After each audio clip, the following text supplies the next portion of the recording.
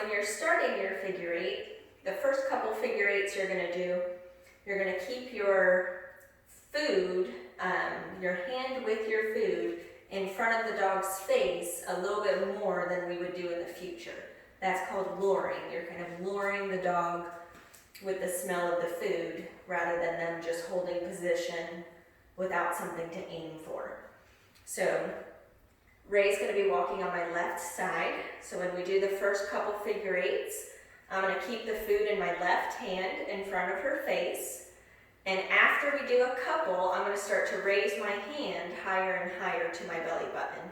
And that's going to be the final resting place for your hands when your dog is walking connected with you in that heel position and nice and close to you. Right, so the first couple, this is an inside turn where the dog is on the inside of me. Lure. On the outside turn, again, keep the hand in front of the face.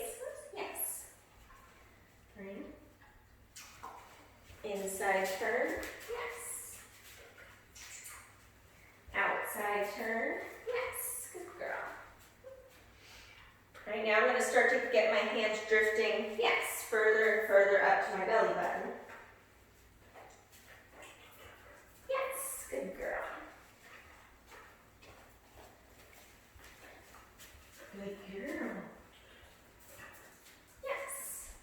Remember, okay, she's done this before, so it looks a little easier, obviously, than what it actually is to start. But just keep in mind that if they're drifting too far off, keep your hand in front of them a little bit longer. And remember to use your yes to mark the perfect position. That marker word or that timing tool of yes becomes really helpful in communicating to the dog what you actually want. Remember, every time that your dog is getting a consequence, they have to guess why. So if your end goal, if your definition of nice walking is your dog's head right next to your leg, that's when you're going to say yes, especially in the beginning when they're first learning it. So rather than just passing out food, when the dog is in the perfect position, mark that position with the word yes, and then feed them the food. If they're nippy at your hands or jumping up to your hands, you can mark yes and then feed to the floor instead of putting the food in their mouth, right? And then to expand on this, you would basically make your figure eights larger and larger. So we can start to really spread these cones out. And I'll do the example of feeding to the floor. Right? Swing. Good girl. Yes, so then I can put the food to the floor and just keep going. And next time she catches up, where her head is right next to my left leg, yes, again. Good girl. You can even toss the food like maybe a foot in front of you, yes. So again, when her head is next to my left leg, yes, another yes, and then put the food down, yes.